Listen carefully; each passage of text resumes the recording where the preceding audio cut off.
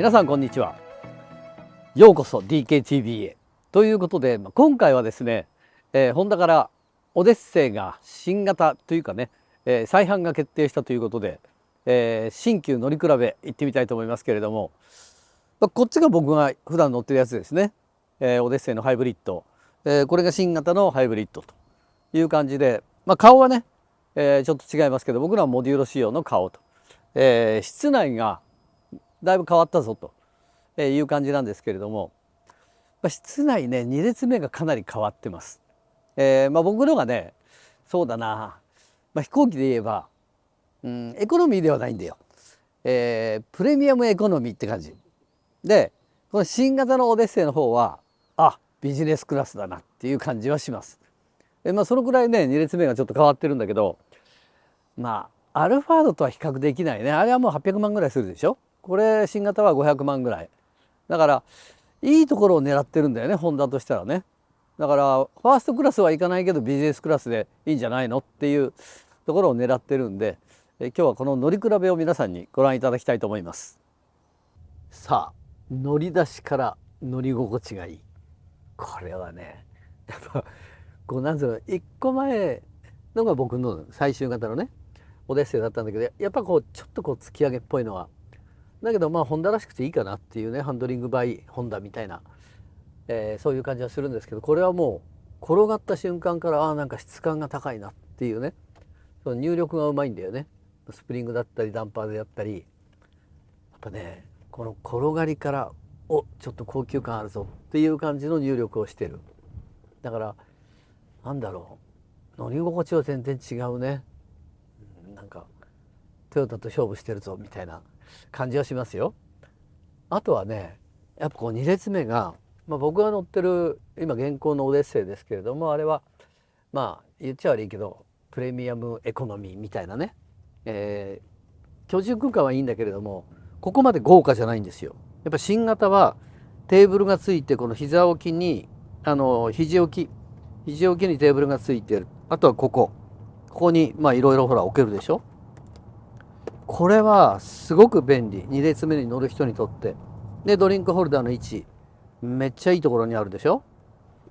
肘置きの位置もいいし、このテーブルも使いやすいね。で大きいものはここのテーブルに置けばいいと、そんな感じで、やっぱね2列目っていうのは物置のテーブルがないとダメですよ。あとはドリンクホルダーの位置、これはすごくいいところにある。だからこれはビジネスクラスになってます。ということで乗り心地もいいし、快適だし、やっぱ2列目に乗る人のことを考えてる。ここにもドリンクホルダーありますけど、わざわざこうやっては取らないよね。だからここはスペアのドリンク、とりあえずここで手の取りやすいところにドリンクホルダーがあって、物が置けて、ここにもちょっと物が置けてっていう感じで、シートも僕の2列目のシートよりもこっちの方がなんか高級感ある。なんかすっぽり包んでくれるっていうか、これは本当に快適。買い替えてもいいかなっていう感じる。そのくらい2列目いい。やっぱこうでなきゃいけないんだよね、やっぱりこういう車って本当に。だから今までのはね、なんかオデッセイなんだけどちょっと2列目チープかなみたいなのを感じてたんだけど、これはもう本当いいですよ。前走ってるのが僕が普段乗ってるオデッセイです。いろいろやりましたよ。あれ本当乗り心地を良くするために英門工業さんに頼んで、室内の防音装置だとかね、防音装置ではないけども防音効果を高めるためにいろいろやりましたよ。だからタイヤであったりホイールであったりとか、室内のね静粛性を上げるためにいろいろやったのが僕のオデッセイです。 DKTV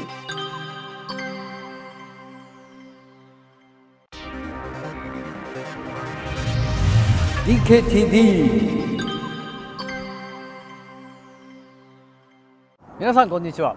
DKTV をご覧の皆さん、本日は大磯ロングビーチに来ております。輸入車の電気自動車一気乗りという感じなんですけど、まずはやっぱ注目度の高い BMW 行ってみようかなと思いまして、よろしくお願いします。はい、私 BMW 広報部の桑田と申します。よろしくお願いいたします。お願いします。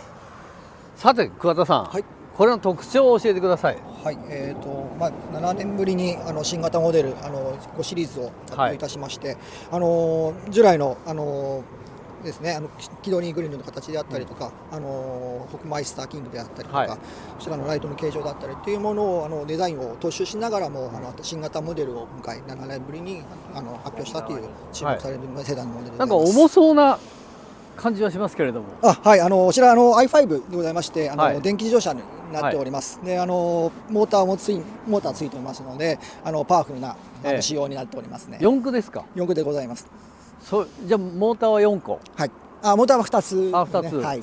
でバッテリーが重い。バッテリーはそうですね。床の面にしっかりやってますので、はい。総重量はどのくらいなんですか？いや2360キロでございますね。パワーは？パワーはトータルで601馬力がございます。で前後のモーターですね。はい。で航続距離どのくらいなんですか？455キロは可能とします。はい。それは冬でも？そうです。使い方によっては少し変わってくるかなと言いますけれども、システム上の可能距離としては455キロ可能としますね。最大の特徴って何ですか？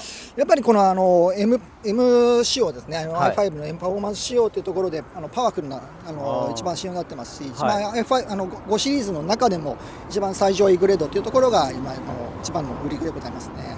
これはおいくら万円するんですか？これが1548万円でございますね。はい。でプラスオプション。はい。オプションが入りますね。と2000万超えですね。でも結構標準装備で全部ついてますので、でこれで今50万程度のオプションがついてまして、1600万円ぐらいの価格で仕様になっておりますので、他の5シリーズに比べると標準装備は割と入っておりますので、お買い得なお車でございますね。そうなんですか。はい。ちょっとじゃあ室内もチェックさせてください。なんかカーボン調でかっこいいですね。はい、そうですね。こちらもカーボン調になっておりますね。この辺のスピーカーおしゃれですね。はい、バーワンドリーキンス。これはオプションが入ってるんですけども、こちら入ってますね。オプションなんだ。はい。カーボン目が綺麗。はい。メーターはやっぱり運転席側にラウンドしてんですね。そうですね。最近のこの BMW の特徴、このカーブドディスプレイを採用してまして、今このですね7シリーズであったり5シリーズであったり、X7 このいったものが今このもうですねディスプレイを採用しておりますね。今時の車ってみんなこうですよね。そうですね。はい。液晶でね。はい。とても見やすくなってますね。ドリンクホルダーいいところにある。はい。でその前がスマホを置いて、充電が置くだけでね。はい。非接触でになってます。これは？アイドライブですね。往年のまま踏襲してそのタッチパネル式でもなってるんですけれども、ジョグでもアイドライブでも使用できるようになって、とても使いやすくなっておりますね。でこれでシフト。はい。その前がスタートボタン。でクリスタルのがシフターになってまして、それを下ろしていただくと D レンジに。でその下が B って書いてあるのが回線が強いモードに入る。なるほどね。年々進化していきますね。そうですね。はい。で今これブレーキ踏んでいただいて、スタートボタンを押していただくと、スタンバイモードに入りますね。はい。で今私が入ったのがこのボタンですね。これなんですか？これが走行設定に入るコマンドのボタンになってます。でドライバーアシスタントのナッツがこの安全性のものに対しての細かい操作のオンオフだったりっていうのが選べたりとか、あとここに走行って書いてあるんですけれども、アクティブクルーズコントロールのボタンがあるんですが、この車間距離はですねこういった形で3段階に選べたりとかいうのがこちらのドライバーアシスタントのコマンドですね。で私申し上げたこの駆動系シャシーのコマンドが、このD レンジの回線の部分ですね。回線が4段階に BMW で選べますので、ここのコマンドからこの操作していただくと、アダプティブ高い普通低いという形で操作することができます。それは回生ブレーキはだってバッテリー作ってくれるわけだから高い方がいいじゃないですか。そうですね。ただアダプティブだと状況に応じてカメラだとレーダー見て強さを自動的にやってくれますので、例えばなんていうんですかね、あんまり車を慣れてらっしゃらないと思いますけど、ちょっと不安があるかなっていうところでアダプティブ選んでいただくと安全に走行できたりもしますし、この低いのを押すと普通に弱いですので、弱いですよね。だから少しブレーキを強くしていただいたりとかっていう操作も必要になってくるかなとこれ弱いとバッテリーがどんどん消耗していくじゃないですか。そうですね。またちょっと高い方の方がね、吸収していいかもしれないですね。そうですよね。まあちょっとここは選び自分の好みに応じてってところもあるかなと思いますね。この辺のセンターメーターは従来通りですね。なんかかっこいいですよね。VR ナビですね。実際にこのカメラを使ってここに映し出してっていうところになりますね。なるほどね。マイモードを選んでいただくと、これ何ですか？これはですね、パフォーマンスコントロールといいまして、通常のやつだったりスポーツモードに入れて少しトルクだったりとか、あとエコな運転少しっていう場合はエフィシエントを選んでいただいて、ここまでが走行設定なんですけれども、このエクスプレッシブリラックス、デジタルなど選んでいただくと室内の演出を変えてくれたりとか、なるほどね。っていうのが5シリーズもついておりますので、ちょっと状況に応じながら選んでいただけるとよりもうここじゃないんですね。操作はね。そうですね。もう操作的はもうすべてこのパッチパネルと今度は iDrive で操作していただくと。あとはもう従来通りナビゲーションの画面っていうのiDrive はついてますので、ここでナビを押していただければ目的地の入力だったりこちらでもできますので、より使いやすくなってますね。いや、おしゃれ。なかなかおしゃれ。私はこのセンターのこのスポーツ的なのがあったりとかっていうのがあるので、よりこの i5 の M60 はこういったものがついたりするので、やっぱりよりスポーツ走行的なものを演出してますので。なるほどね。いや、おしゃれだ。とても使いやすくなってますね。それじゃあちょっと乗らせてください。はい、どうぞよろしくお願いいたします。お借りします。乗り心地はしなやか。しっとりしてる。おお、トルクあるぜ。ヨーロッパ車ってみんなこういう加速するよな。すげえな。すげえ。暴力的な加速だよこれ。ほら。もう笑うしかないわこれ。ヨーロッパ車ってほんとドカンってくるトルクを出すよな。パワーの出し方も気持ちいいね。この加速は四季がないところ、夏場だとかさ、一年中そうだとこういう車も生きてくるよね。やっぱ災害のあるところだとかさ、地震が多いとか、あとはもう停電が毎年あるとかね、そういうところだと電気はちょっと辛いけど、やっぱ一長一短だね。エンジンも電気も。そういう意味では2台持ちっていうのが一番いいんだけどね。エンジン1台電気1台っていう、贅沢だけどね。贅沢なんだけど、やっぱりそういう生活もいいよね。宇宙船だよ、宇宙船。この加速はいいんじゃないの、なかなか。さあ M60 i5 乗ってきましたけれども、さすがやっぱこのバッジがついてるだけのことはあるね。ものすごいトルクとパワー。なんだろう、ヨーロッパ車ってこうやってみんなパワーとかトルク出してくるんだけど、日本車ってなんかほにょほにょほにょほにょみたいな、そういう電気自動車日本ってないじゃん。だからやっぱ我々からすると新鮮だよね。ヨーロッパの電気自動車ってこういうトルクとパワーをちゃんと出してきて、航続距離が460キロとかね。冬場はそんなにいかないと思うんだよね。0度以下になってくるともう本当にスマホと一緒でバッテリーの電池消耗早いしね。だからそう考えても航続距離が460キロあるってことは350キロ絶対走れるだろうなっていう、その範囲内で走ってたら電気自動車っていうのはすごく便利だからね。だから東京に行く時はもう本当にガソリンエンジンだとかハイブリッドで行けばいいんだし、やっぱこの BMW がね電気自動車もやってるぞっていう、ただやってんじゃなくてちゃんと M のバッジをつけた車を作ってんだぞっていう、これはね M60 なかなかのトルクとパワーですよ。皆さんもぜひね機会があったら試乗してみてください。びっくりしますよ。ということで DKTV でした。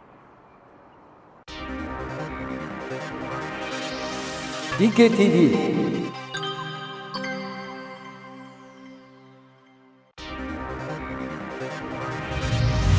DKTV 続いてはジャガーです。広報の方にいろいろお聞きしたいと思います。これはマイナーチェンジですか？はい、マイナーチェンジになります。いつから？2024年モデルからなので今年ですね。はい。なんか重そうですね。車重は2250。あ、でもそんなんでもないな。でかい割に2200だからそんな重いわけじゃない。パワー的には400馬力ですね。4駆ですか？はい。あ、4駆なんだ。4駆で400馬力。はい。2.2 トン。それはなんか面白そうだな。なんか特徴はありますか？特徴。ジャガー初めての EV ということで、はい、結構どこのメーカーさんもかなり早めにローンチしました。はい、で、やはりこのデザインが、特徴的でして、キャブフォワードデザインなので、この大きさなんですけれども、室内は結構広々と感じられるかなと思います。あ、そうなんですか。はい。じゃあ室内ということなんで室内見てみましょうかね。まあ格好もいいと思うよ。なかなか見た目もなんかこう電気自動車っぽいよね、顔がね。ガソリンだとね、こっからやっぱ冷やさないといけないけどさ、色もいいですね。ありがとうございます。なかなかおしゃれなアイガーグレーのサテンになります。マット流行ってますからね。そうですね。リアビューもかっこいいわ。ありがとうございます。うん、かっこいいかっこいい。じゃあ室内チェック行ってみたいと思います。あ、足元広い。これつま先すっぽり入る。これはなかなかいいぞ。うん。あ、広い。ヘッドクリアランスも結構ある。エアコンの吹き出しでしょ。でリア独立してるでしょ。右と左で。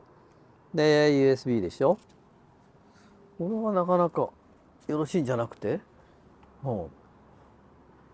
シートなんかほらかっこいいじゃん、スポーティーでね。リアシート居住性は快適ですよ。快適。前乗ってみよう。割と広い。いいんじゃないですか。もうなんか今風でこうなんかこうね、こういうなんかこうみんななんか今時のメーカーって全部こうすっきりしてるよね。 iPad を置きましたみたいな感じで。これでもここの操作性はいいかもよ。この辺は割と操作しやすい。ジャガーらしいってジャガーらしいけど、いやいい感じですよ。なかなかすっきりしてて、分かりやすいメーター。あとはこのセンターコンソールもすごく分かりやすいよ。操作性がいい。なんか今みんなこういうタッチボタンだよね。ドライブ、ニュートラル、リア、バック、パーキング。割とすっきりしてる。こんなでかくて 2.2 トンってなかなかいいんじゃないですか。これ高速距離ってどのくらいあるんですか？最大438キロです。400キロ走るんだ。438。立派。冬場雪国だとどのくらい行きます？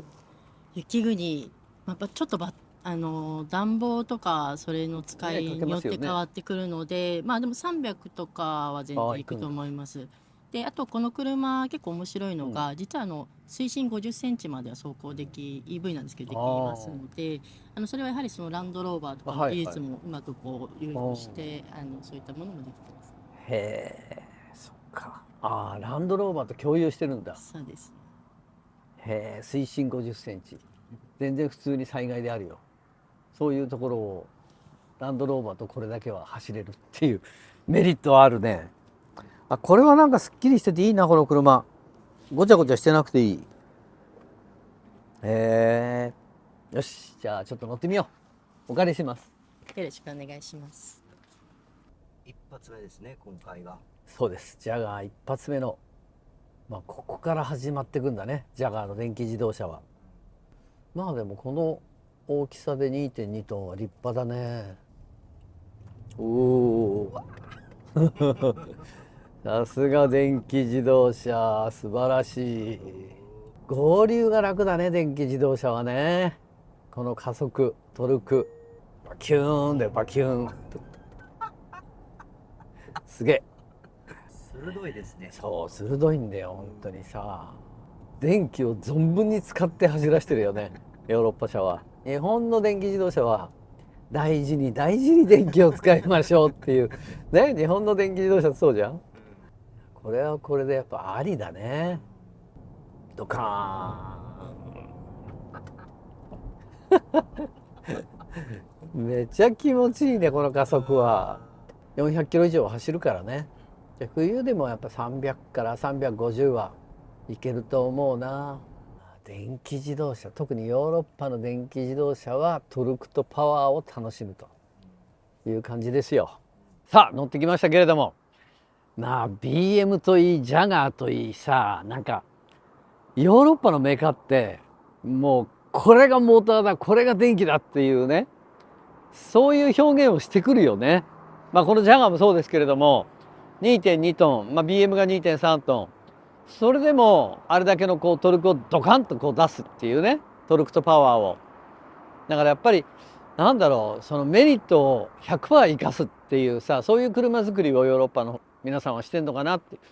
だからこのジャガーの SUV も見てくれもいいじゃない、かっこいいし、で室内の居住性もいいしね。だから本当になんだろう、僕からするとやっぱガソリンエンジンハイブリッド1台持ちの1台こういう電気自動車っていう、そういうなんだろうな、幸せな人生の、車ライフができたらいいなと思いますけれどもね。なんだかんだ言っても1500万オーバーですからね。だからビームもそうでしたけれども、やっぱりオプション入れたらね2000万超えっていう、そこら辺はね皆さんの経済事情に任せて一度乗ってみたらいいんじゃないですかということです。次行ってみましょう。 DKTV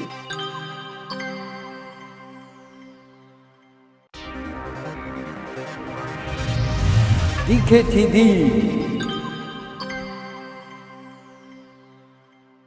続いてはヒョンデの、これは何ですか？コナです。コナ。はい。コナは乗ってないですね、まだ。はい。初めてかと思います。ね。ぜひよろしくお願いいたします。オーストラリアで結構ヒョンデは一気乗りしたんですよ、俺は。で、友達に純ちゃんってのがいて、純ちゃんかなり偉いんだよね。そうですね。かなり偉いです。あれ、佐藤さんは純ちゃんとはよくやり取りしてる。やり取りしてます。純ちゃん、ケンちゃんでございます。純ちゃん、ケンちゃんね。佐藤健さん。そうです。ね。佐藤健じゃありません。はい。残念ながらケンです。ね。特徴は？はい。この車やっぱりデザインがですね、非常に未来を先取りしたって言い方してるんですけれども、本当に他に似ていないユニークなデザインに仕上がってると思いますね。丸っこいですね。そうですね。ちょっとなんていうんですかね、例えば20年前に未来の車っていうとこんな形をしてたんじゃないかと思うんですけれども、まさにそんな未来を先取りした感じのデザインですね。可愛い系ですね。はい。どっちかっていうとね。はい。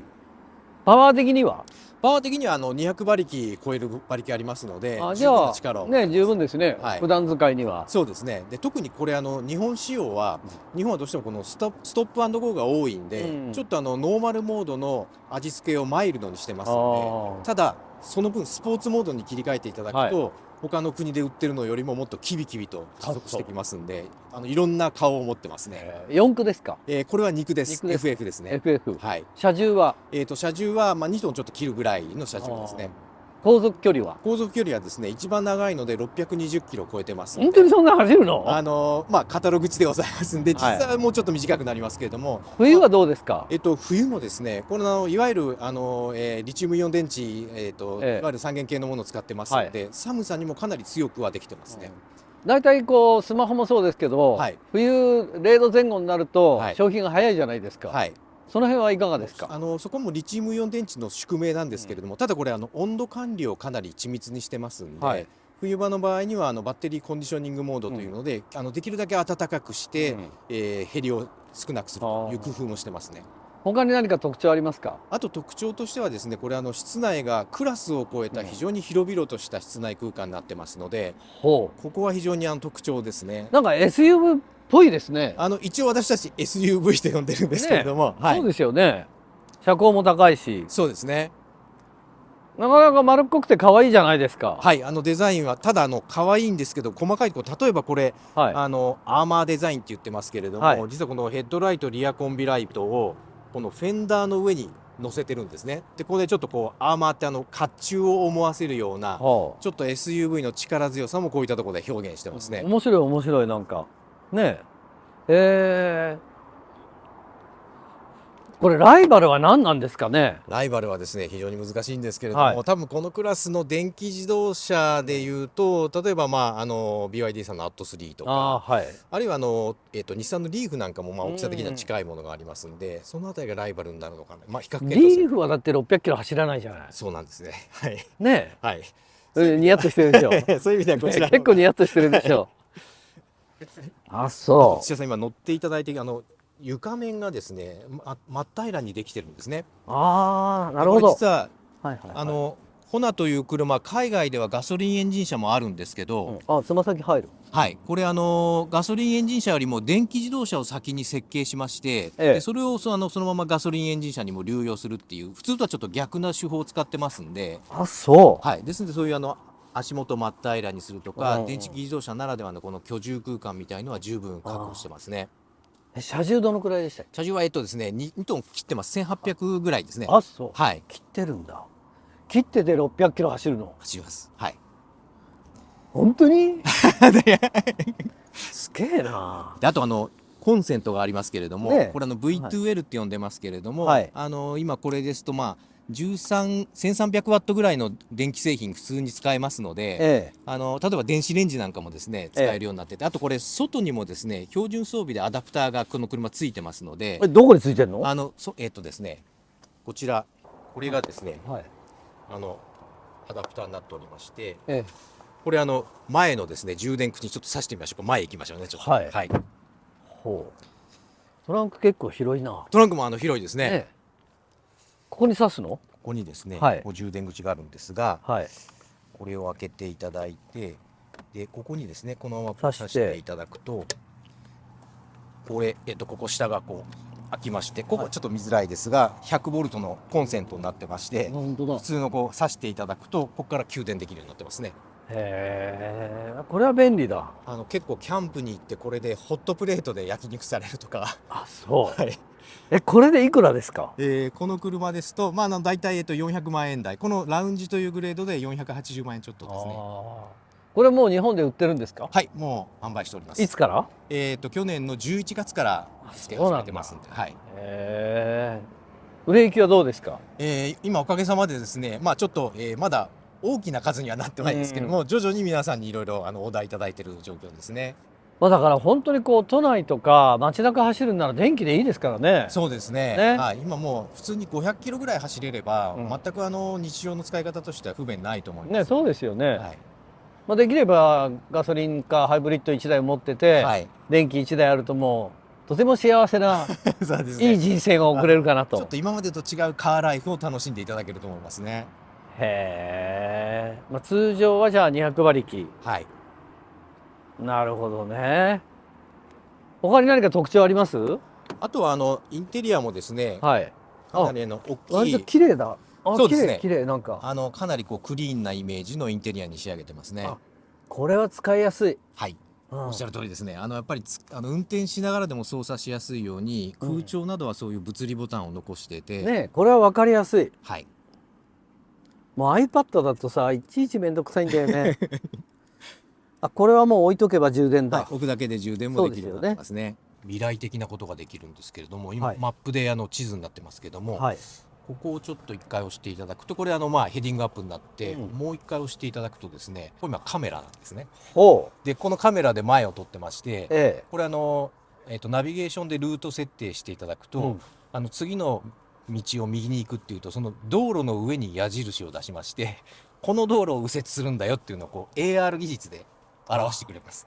結構ナビゲーションって機種によってこの先の角を右に曲がりますっていうと、ちょっと早めに言うのとか遅いのとか機種によってちょっといろいろ違ったりしますけど、これ道の上にこう矢印出してくれますんで、非常に分かりやすくなってますね。これは便利。なんか今までのねナビってどこ曲がるんだみたいなさ、曲がるところが分かんないわけよ。これはいや、この辺使いやすい。はい、ありがとうございます。ステアリングかわいい。これ女の子受けする。はい、ありがとうございます。東京都だと50万円の。はい。で、国からの補助金も65万円。あ、そうですね、はい、そうですね。へえ。メーター見やすいな。シンプルだし。はい。それはちょっと載せてください。はい、ぜひ。じゃあお借りします。はい、すみません。お願いいたします。はい。粉行ってみたいと思います。200馬力。まあ普通に生活するには十分。これ見やすいな、このモニターは。これ国の補助金とか入れたらめっちゃ定価でオプション入れて480万でしょ。だから400万ぐらいになるってことだよね。さあ200馬力ノーマルモードです。ああ、優しい優しい。うん、優しいぞ。じゃあスポーツモードにしてみよう。スポーツモード。お、いいじゃん、スポーツモード。なかなかうん、いいぞスポーツモード。ノーマルでも結構グッとくるよ。スポーツモードにするとメーターの色も変わるね。今スポーツモードでしょ。これノーマルにするとブルー、こんな感じ。バキュンバキュンだよ、バキュン。いいじゃん、ちょっとなかなかいいぞコナー。これは操作性いいな。ナビも見やすいし、運転席側をキュッと向いてますね。うん、そうそうそう。ちょっとだけラウンドしてんだけどさ、見やすい。このナビ見やすいわ。うまいね、ヒョンデ。600キロってすごいね、航続距離。車重1800キロで、ギャップの乗り越えもいいよ。入力の仕方は全然ゴツゴツ来ないし、スイッチもほんとシンプルで分かりやすい。うん。押した感触がやっぱあるっていうのが、そうそうそうそう、安心感あるよね。いや、これはファミリーカーの電気自動車のお手本だ。お、すげえ。メーターがウインカー出したらほら、本当だ。カメラが出た。あ、これ分かりやすいな。これでしょ。ほら、今度こっちを後ろが、ね、こそうそうそう。これいいですね。これはいい粉粉いいぞ。これはよくできてるわ。すごい。ほら、メーター。もうちっちゃい子供がいてもすぐわかる。細かな気遣い。これいいな。これはね、世界中の自動車メーカー真似した方がいいよ。特にでかい車なんか視覚だもん。そうですね。うん。いい。はい。ということで、ヒョンデの粉でした。さあ、ヒョンデの粉乗ってきました。一言で言うと、ファミリーカー SUV 電気自動車のお手本みたいな車。操作性はいいでしょ。で、視界も良好でしょ。あとね、そのナビがすごく分かりやすいのと、スイッチがすごく分かりやすいのと、あとね、右折左折の時にちゃんとこの四角のところをモニターで映し出してくれるわけよ。これは楽だね。本当にこうちっちゃい子供なんかいたら見えないから、そういったところで変な気を使わせないドライバーに。これはね、本当に世界中の自動車メーカーが取り入れた方がいいと思うよ。視覚としては本当にこういうところって分かんないからね。だからそう考えたら、やっぱこう楽に運転できる車、変に気を使わせない車っていうのがヒョンデの粉でした。まあどっかで試乗会とかでそのディーラーで乗れるんじゃないかな。乗ってみて本当にこの生活水準に合った200馬力だから乗ってみてください。 DKTV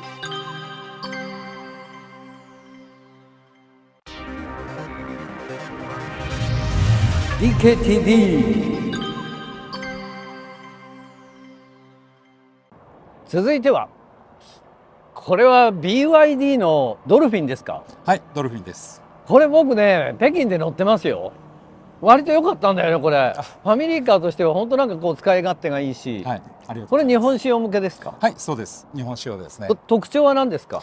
特徴はやっぱりこの e コンパクトっていうふうに我々申し上げてるんですけれど、このサイズ感でピュア EV っていうものが、今日本ではまだなかなかなくて、まあそのサイズ感のものでピュア EV のものをご用意させていただいたっていうところが一つポイントになってます。ライバルとしては何ですかね？今ちょうど電気で言えばね、このサイズ感では今 EV はないんですよ。もうちょっと小さい軽であるとか、もう少し大きなハッチバックであるとかっていうところが多いので、あまりこう本当にこうサイズ感、そういったものでバッティングするっていうのはないので、逆に言うと今まで例えばハイブリッドだったりとか、コンパクトカーに本当に内燃機のコンパクトカーにお乗りのお客様に選択していただきたい、こういう車になってます。なるほどね。車重はどのくらいですか？車重がですね、このスタンダードのものが1520キロになって。軽いんだ。そうですね。パワーは？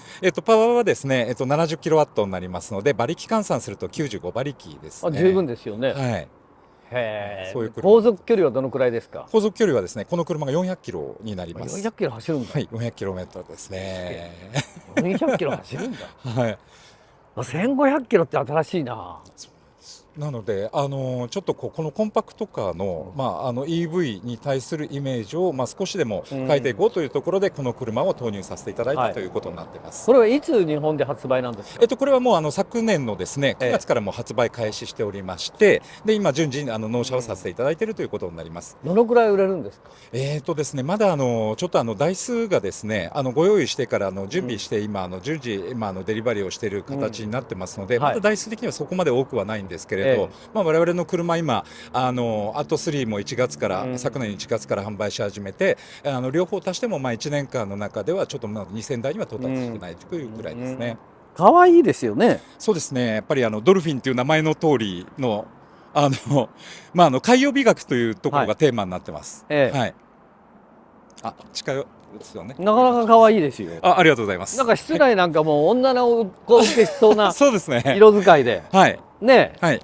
これは実は綺麗。ハンドルもヒレの形がドアハンドルになってますので。ヒレ？はい。このドアハンドルがですね、イルカのヒレになっていまして、でヒレと握手して車を降りるっていうような形になってますね。なんかおしゃれ。女の子の部屋にいるみたい。そうですね。ちょっとこれは特にコーラルピンクというちょっと可愛らしい色になってますが。ね、可愛いよね。はい。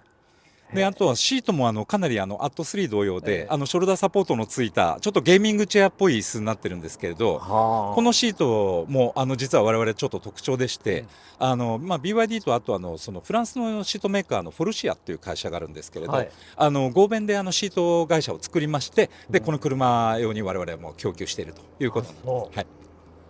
これは置いとけば充電できるんだ。ですね、そこが実は充電になってなくてですね、本当はですね、ここに本当はなってるんですが、ロングレンジの車はここに無線の充電がついてるんですけれど、これちょっとスタンダードモデルはちょっとケーブルでつないでいただくというものになってます。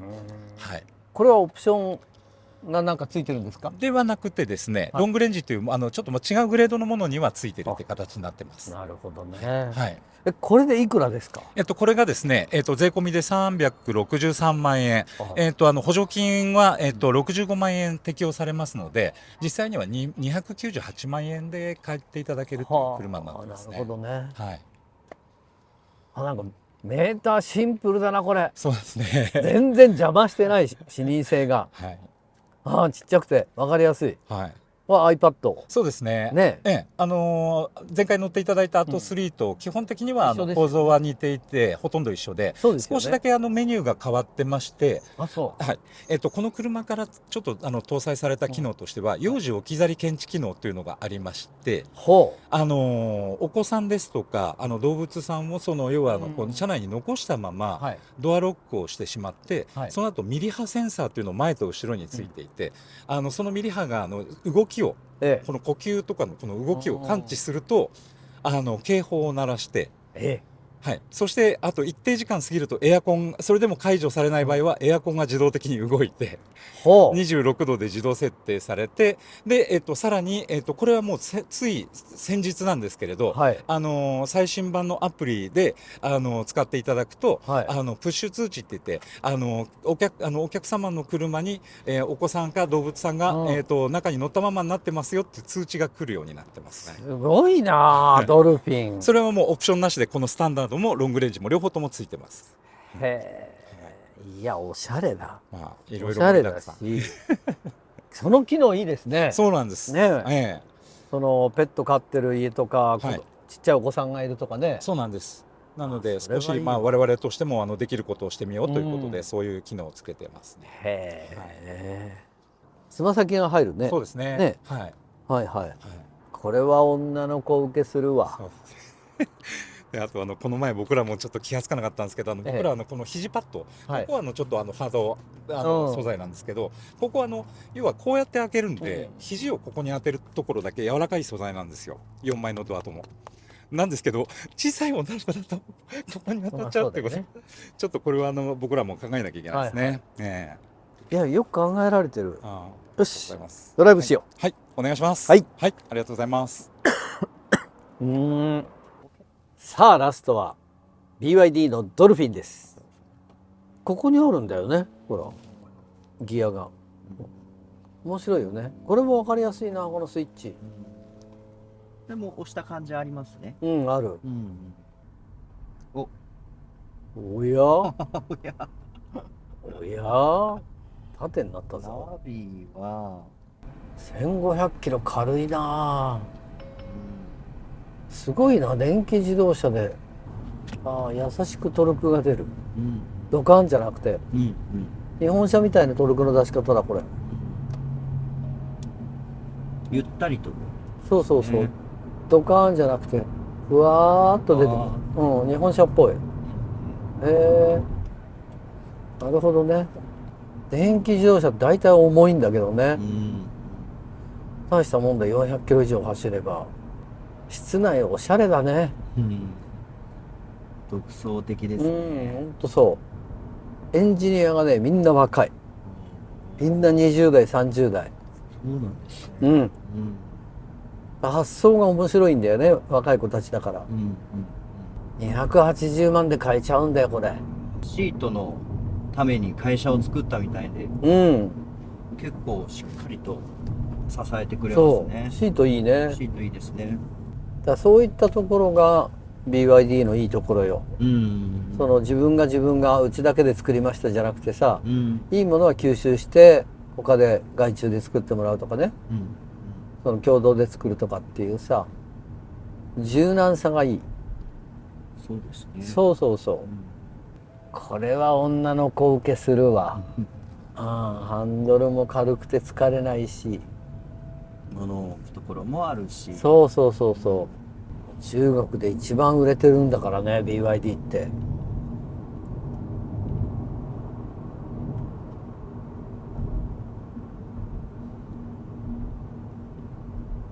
電気自動車では世界第2位じゃない？そのくらいやっぱりね世界的に受け入れられてる。なかなかこう優しい電気自動車だ。ドカンっていうトルクパワーじゃなくてスーッとこうちょっと包んでこれるような。そう自然にこうスーッと動き出すっていうね。これはこれでいいな。どっちかっていうと日本の電気自動車に似てる。ドカンっていうパワートルクじゃなくてスーっていうこうパワートルクの出し方だからドカーンっていかないの。ほらこれ全開だけどスーっていくよね。確かに。普通に走ってるんだったら生活するんだったら全然十分なパワー。この加速感だと同乗者の人も怖くないというか。そう背中押し付けられないから。そうですね。だから女の子にはウケるよこれ奥さんとかさ。合流も楽でしょうし、このちっちゃいメーターいいねめっちゃいいよこれ。なんか本当はビートがこのぐらいだったよ。視界が遮られない。そう邪魔しなくていい。そうですね。やっぱ車重が1500キロっていうのもなんかこう乗り越えてもなんだろう軽やかな感じ。そう軽いわ本当に。うん、生活スタイルが見えるこれ。うん、買い物とか近所はもう。だけど400キロ走るからね、冬でも300キロはいっちゃうんじゃない？すごいイルカだ。すごいイルカだ。まあ年々どのメーカーもやっぱこう電気って進化していくね。その航続距離がね、技術はすごい。最後は BYD のドルフィン乗ってまいりました。まあドルフィンってなんかね、こんな感じだったかなって思い出したけど、北京で乗ったんですけれどもね、これは日本仕様向けなんですよ。だからちょっとパワーを落としてやる。だけどなんだろう、今まで乗ってきたその電気自動車、トルクの出し方、パワーの出し方とはちょっと違って日本風なトルクとパワーの出し方ですよ。こう優しくバンと全開にしても優しくとこうトルクとパワーが出てくるっていうね。で足回りも硬すぎず柔らかすぎず乗り心地はまあいいんじゃないのっていうレベルで、だからなんだろう、日本車っぽい、ね、日本人が作った電気自動車かなって勘違いするような、だからそういう車ですよ。本当なんかでも1500キロしかない電気自動車ってなかなかないからね。だからやっぱりこう世界でもどんどんこう電気自動車が進化していく、その重量もそうだしバッテリーもそうだし、今後ね固形電池になっていくんだろうと思うけどもね、今はこうリチウム電池がメインで、世界中駆け回ってますけれども、いずれはきっとね、全メーカーが固形電池になっていくんじゃないかな。そうするとバッテリーの寿命ももっと伸びるし、メリットばっかり言ってますけどデメリットもありますよ。本当にこう災害のある国とかね、気温がマイナス10度20度いくようなところだとバッテリーの消耗早いし、航続距離が500キロって言っても250キロになっちゃったり、あとはやっぱ携帯電話もそうじゃないですか。やっぱ5年も使うとバッテリーがすぐ消耗しちゃう。電気自動車も同じなんですよ。やっぱりこうバッテリーの劣化っていうのはね、冬なんかは早いし、雪国は特に早いし、あとはやっぱりさっきも言ったようにその携帯も一緒で5年も使うとバッテリーの消耗が早くなって全然 100% 充電できないとか、そういうデメリットも考えながら皆さんもね電気自動車を1台考えてみたらいかがでしょうか。ということで今回の DKTV は輸入車電気自動車一気乗りお送りしました。去年乗ってなかった車を今年は紹介しました。ではバイバイ。